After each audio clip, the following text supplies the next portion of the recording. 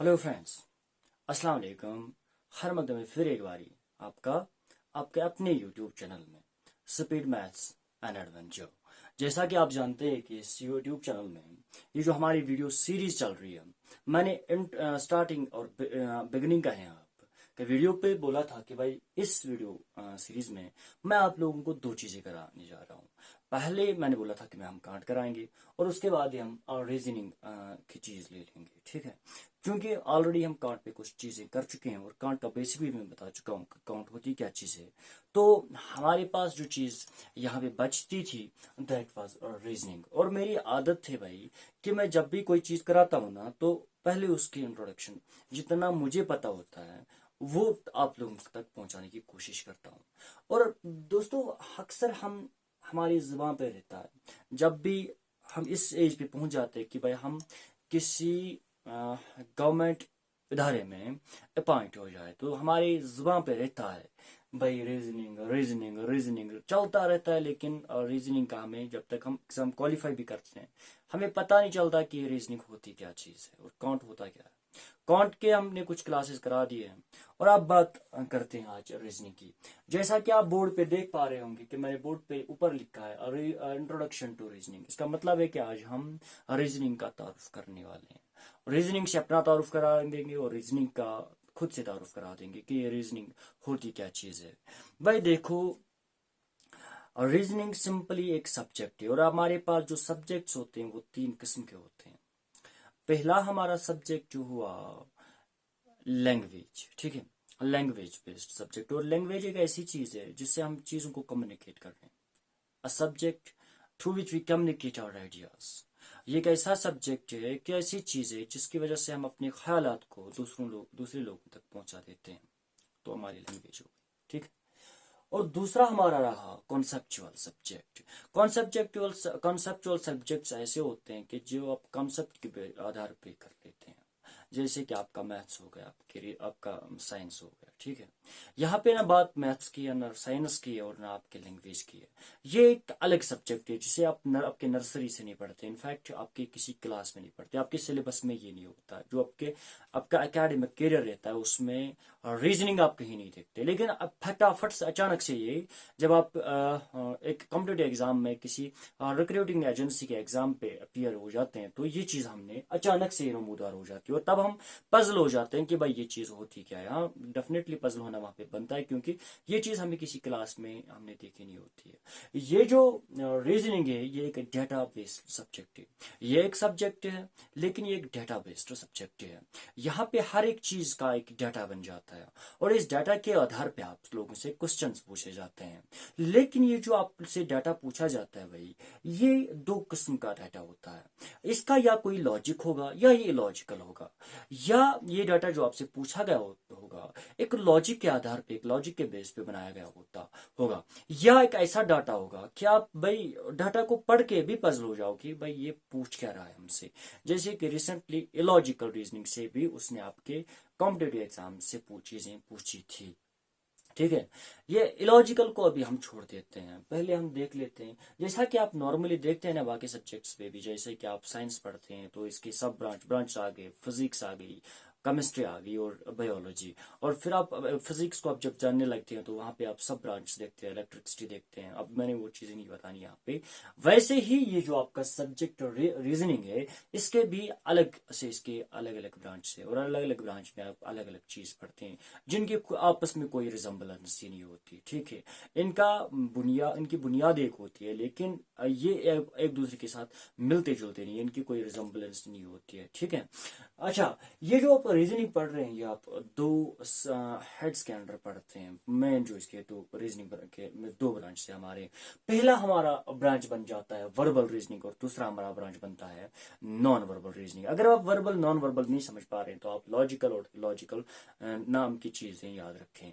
Logical reasoning जो नाम से हमें हमारे दिमाग को स्ट्राइक कर रहा है कि भाई लॉजिकल रीजनिंग एक ऐसी चीज है, एक ऐसा डाटा है जिसका एक लॉजिक होता है। ये किसी लॉजिक पे बेस्ड डाटा होता है। ये कोई ऐसे डाटा नहीं बनाया होता कि चीज़ों को उठा लें जैसे भी आपने आपकी मर्जी है रख लें चीज़ों को, स्टूडेंट इस चीज़ को कर पाएगा। नहीं भाई, ऐसा नहीं। ये एक जब डाटा बनाया जाता है इसका एक लॉजिक होता है, एक लॉजिक के आधार पे डाटा को बनाया गया होता है और उस डाटा के आधार पे आप लोगों से चीज़ें पूछी जाती है। भाई ये जो आप वर्बल रीजनिंग या लॉजिकल रीजनिंग का है, इसके दो सब ब्रांच हो जाते हैं हमारे। पहला जो हमारा इसका ब्रांच हो जाता है जनरल मेंटल एबिलिटी एंड दूसरा इसका ब्रांच हो जाता है एनालिटिकल रीजनिंग। लेकिन ये रहा हमारा यहाँ पे नॉन वर्बल रीजनिंग, इसको आप दूसरा नाम भी दे सकते हैं इलॉजिकल रीजनिंग। ये जो डाटा यहाँ पे बनाया गया होता है उसका कोई लॉजिक नहीं होता, एक इलॉजिकल चीज। जैसे कि अगर आप रीजनिंग पे बिगिनर्स हैं, आपको रीजनिंग का नहीं पता, रीजनिंग का इंट्रोडक्शन नहीं पता, और वो आपसे वहां पे जो जैसे कि उसने रिसेंटली आपके एग्जाम में पूछ भी लिया था, उसने कुछ डायग्राम्स दी थी, फिर बोला गया था कि भाई आप बता दीजिए कि इन डायग्राम्स के दरमियान एनालॉजी क्या है, रिजम्बलेंस क्या है। लेकिन कोई ऐसा लॉजिक ही नहीं बैठता था उन डायग्राम्स पे, ठीक है। आपने बस वहीं पे कुछ थोड़ा दिमाग लगा के उसे इंटरप्रेट करके डायग्राम्स को देखना था कि कैसे रिजम्बल करती है। वहां पे कोई लॉजिक नहीं लगता, कोई रूल नहीं लगता, कोई लॉ नहीं लगता, ठीक है। या हमने सिंपली आपसे बताएं भाई, बोलो doctors are teachers, teachers are doctors, man is women, women is man. भाई लगता रहे ना, अगर आप लोगों को रीजनिंग का नहीं पता, इसका इंट्रोडक्शन नहीं पता, तो आप लगता है मैं कि भाई ये पूछ कर रहा है, शायद एग्जामिनर से कुछ गलती होगी, इसने कोई चीज ढंग से नहीं पूछी है, इसने लिखते समय ध्यान नहीं रखा है, इससे गलत हो गया। नहीं भाई, वो उसने इलॉजिकल या नॉन वर्बल रीजनिंग से चीजें पूछी होती है। लेकिन ये लॉजिकल और वर्बल रीजनिंग क्या होता है, इसमें क्या क्या हम पढ़ते हैं वो मैंने यहाँ पे लिखा है, क्योंकि वीडियो लेंथी हो जाएगी, इसके लिए मैं एक सेपरेट वीडियो करा दूंगा। लेकिन फिलहाल हम यहाँ पे general mental ability and analytical reasoning को पूरा जानने की कोशिश करेंगे, इनका इंट्रोडक्शन। भाई ये जो जनरल मेंटल एबिलिटी, ये एक ऐसी रीजनिंग है, एक ऐसा जो आपके पास डाटा होता है, इस डाटा को अगर आप जब आप इंटरप्रेट करने लगते हो तो आपने कुछ रूल्स का खास ख्याल रखना होता है। इसे कुछ रूल्स गवर्न करते हैं, this is governed by certain rules और लॉज। जो लॉज और रूल्स आपको सीख के इस चीज को करने की कोशिश करनी होती है, ठीक है। अच्छा, दूसरा जो हमारा यहाँ पे पार्ट रहता है एनालिटिकल रीजनिंग। एनालिटिकल रीजनिंग का दूसरा मतलब हुआ भाई थ्योरी बेस्ड रीजनिंग, ठीक है। यहाँ से आप लोगों से थ्योरी पूछी जाती है, उसने एक स्टेटमेंट बनाई हुई होती है और इस स्टेटमेंट के आधार पे कुछ चीजें नीचे उसने पूछी होती है, या आपसे कुछ करने को बोला होता है कि आप एक्शन क्या करेंगे, अगर ये होगा तो एक्शन क्या करेंगे, ये होगा तो काज क्या है इसका, ये होगा तो कॉन्सिक्वेंसेस क्या निकलेंगे, ठीक है।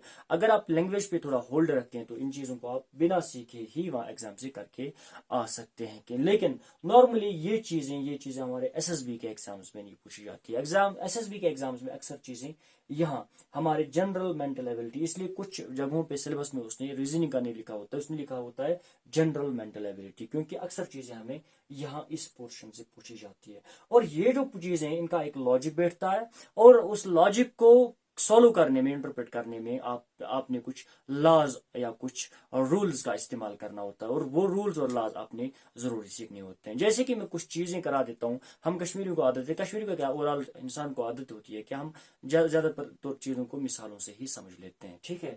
यहाँ पे हम पहली चीज लेते हैं वो है ब्लड रिलेशन। मैंने बोला नहीं है ब्लड रिलेशन क्या है, लेकिन ब्लड रिलेशन को करने के लिए आप लोगों को ने कुछ चीजें सीखनी जरूरी होती है। जैसे कि आप एग्जाम में जब बैठते हैं, भाई आपसे ब्लड रिलेशन की कोई चीज अगर आपको पता नहीं है कि मेल में को मैं कैसे रिप्रेजेंट करूं, फीमेल को मैं कैसे रिप्रेजेंट करूं, कपल को मैं कैसे रिप्रेजेंट करूं, जनरेशन गैप में कैसे बना लूं, तब तक आप इस चीज को बिल्कुल ही नहीं कर पाओगे, आई गारंटी यू।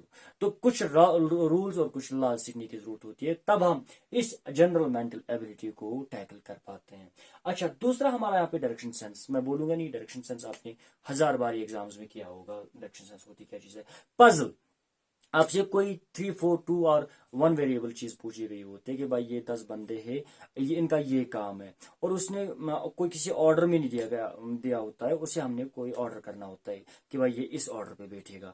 या वो एक ही बारी 2 चीजें पूछता है, 2 वेरिएबल्स पूछता है, 3 वेरिएबल्स पूछता है, वो तभी बता दूंगा मैं जब ये पजल हम ले लेंगे। और ये भी हमारे एसएसबी का अक्सर पार्ट नहीं बनता है, ये अक्सर रेलवेज, एसएससीज, सिविल सर्विसेज या आपका इनकम टैक्स के डिपार्टमेंट के जो रिक्रूटमेंट हो जाती है, या आरआरबी का रिक्रूटमेंट हो जाती है, रेलवेज की रिक्रूटमेंट हो जाती है, तब ये चीज़ें पूछी जाती है।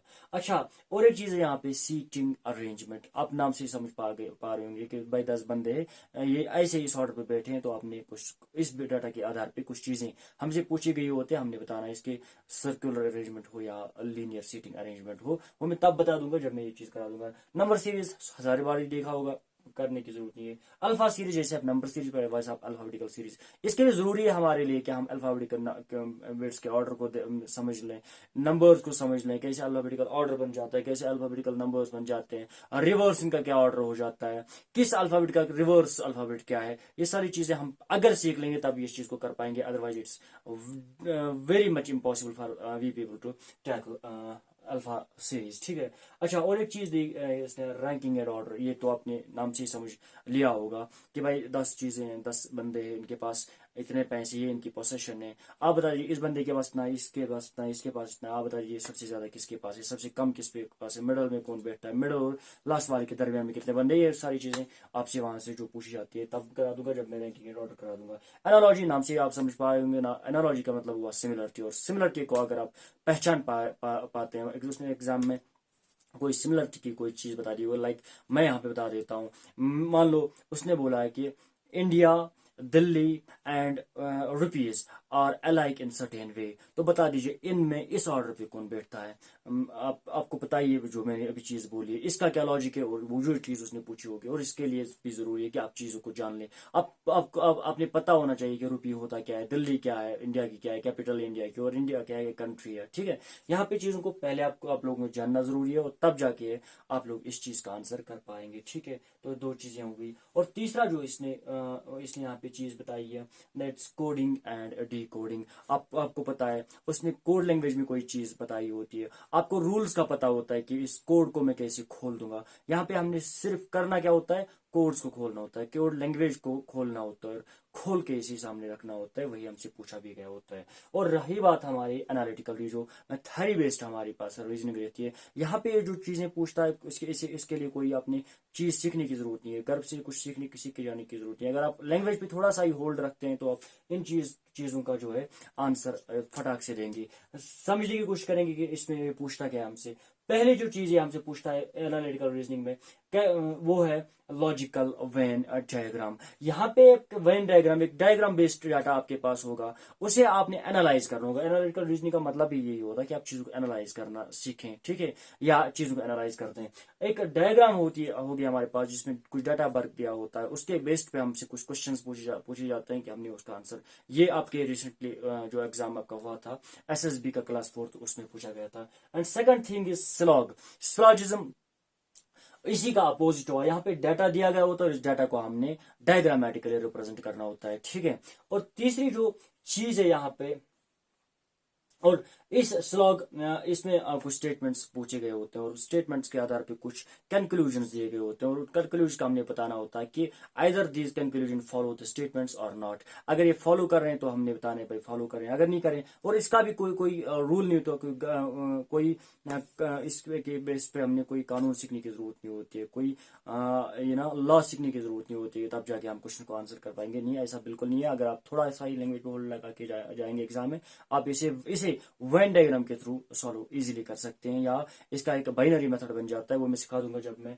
स्लॉग पढ़ा दूंगा। एक बाइनरी मेथड से हम कैसे इस चीज को सॉल्व करते हैं। और एक चीज हमारे पास है स्टेटमेंट्स एंड अजम्पशन। आपके पास एक स्टेटमेंट होता है, स्टेटमेंट को आपने इंटरप्रेट करना होता है, समझने की कोशिश करनी होती है, उसके आधार पे आप एज्यूम क्या कर लेंगे, आप समझ क्या पाए, इसका क्रक्स क्या होता है स्टेटमेंट का, वो अपने, या स्टेटमेंट एंड कंक्लूजन दोनों एक समान जैसे होती है। ठीक है, विद स्लाइट डिफरेंस, वो तब बता दूंगा जब दोनों चीजें पढ़ा दूंगा कि भाई इसका क्रक्स क्या है, इसका थीम क्या है, ये बताना क्या चाहता है। ठीक है, आप इसे क्या कंक्लूड कर पा रहे हैं, क्या सीख पा रहे हैं। अच्छा, स्टेटमेंट एंड आर्ग्यूमेंट। भाई एक स्टेटमेंट है, उसने कोई बात बोली है, वो आपके हिसाब से सही है या गलत है। अगर गलत है तो आप गलत बता दें, और वजह बता दें क्यों गलत है। अगर सही है तो सही बता दें। और इसे आर्ग्यूमेंट्स 2 किस्म के होते हैं, एक हुआ वीक आर्ग्यूमेंट, दूसरा हुआ स्ट्रॉन्ग आर्ग्यूमेंट। होते क्या दोनों तब बता दूंगा जब हम इस चीज को ले लेंगे। अच्छा, statement and course of action. Normally कोई चीज बता दी होती है इसने, भाई हमारे समाज में ये बुराई चल रही है, और आपसे पूछा गया होता है कि भाई आप क्या कोर्स ऑफ एक्शन सजेस्ट कर रहे हैं कि हमने क्या करना चाहिए, ठीक है। तो ये हमारा एक चीज रह गई हमारे इस एनालिटिकल रीजनिंग की। और काज एंड इफेक्ट, भाई आपसे दो चीजें पूछी गई होती है एट ए टाइम, आप साइमल्टेनियसली आपके पास दो चीजें आ जाती है। आपने बताने एक चीज होती है, इसका इसने वहीं पे काज भी रखा होता है और कंक्लूड ये ना इफेक्ट इन्फ्लुएंस भी इसका रखा होता है वहीं पे। या आप नॉर्मली पूछे कि इसके जो नताइज बरामद होते हैं, आपने बस आइडेंटिफाई करना होता है कि इन दो चीजें इसने बोली है कि इनमें से काज कौन है और कॉन्सिक्वेंस कौन है, ठीक है। And the last thing is data sufficiency. आपके पास कोई डाटा होता है और उसके आधार पे क्वेश्चंस होते हैं, आपने बताना होता है इन क्वेश्चंस का मैं आंसर कर पाऊंगा on the base of this data, whether this data is sufficient for answering this questions और नॉट। अगर सफिशिएंट है तो डाटा सफिशिएंट हो गया, अगर इनसफिशिएंट है तो डाटा इनसफिशिएंट हो गया। ये हमारी चीजें बन जाती है इस वर्बल रीजनिंग की। और इस अब हमारे पास बचा खाली नॉन वर्बल रीजनिंग।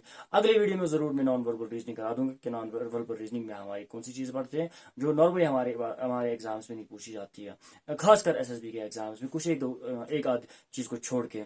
तो इस वीडियो में इतना ही। Thank you very